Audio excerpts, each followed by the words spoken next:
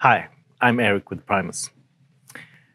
If you have a problem with your stove that you don't have any fuel or gas coming through, it's very possible that it's the jet that has been clogged up and needs to be cleaned. So I want to show you how to do that. We have some different type of stoves. The sit-on-top stoves, we have hose-mounted stoves that are for gas or multi-fuel use. And we have the expedition stoves. But basically, every stove has a jet nipple, and this is the most narrow passage for the fuel in the whole system.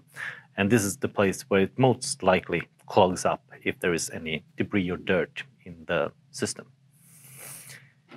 On a sit-on-top stove, you can just simply open it and get the valve out.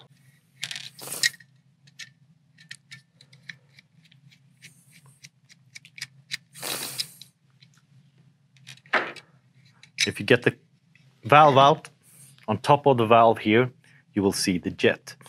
And depending on which type of stove, it just looks a little bit different, but it's basically always mounted on top of the valve like this. If you have a hose-mounted stove, it usually sits in the end of the generator tube. So you open it up like that, and then you see the jet here. And on the expedition stoves, you will have to take the flame spreader off like that. And then you will see the jet inside. Use the multi-tool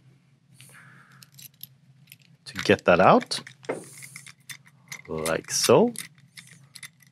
On the hose-mounted stoves, take a multi-tool or the wrench and open this up.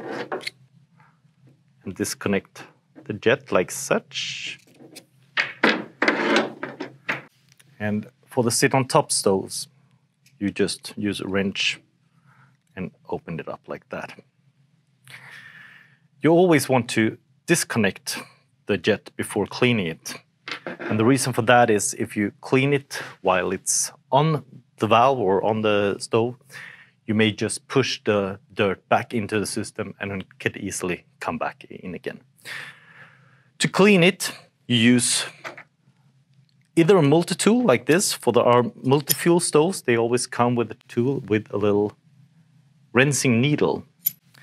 And that needle you just put into the hole, like that, and push it up and down. I usually like to keep it at an angle, so you scrape the side and put it up and down several times, so you scrape it all around. If you don't have a multi-tool like that, there is some improvisations you can do. Either you can use a normal needle, this is a safety needle, and just use the tip of it to clean it, and then rather from both ends, you can get it, and try to get it like that. Another tip is to use a spare electrical wire, and you can just put one of the strands out and use that as a little cleaning needle and put into the hole like such. Use that the same way as a cleaning needle.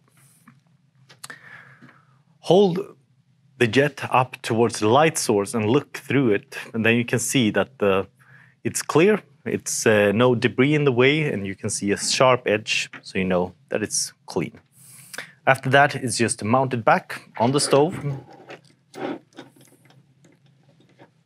remember to tighten the jet tightly, as there is no O-rings here. It's a brass-to-brass connection, and you need a little bit of force to make it seal correctly. And then just put the stove back together. And then we're ready to rock again.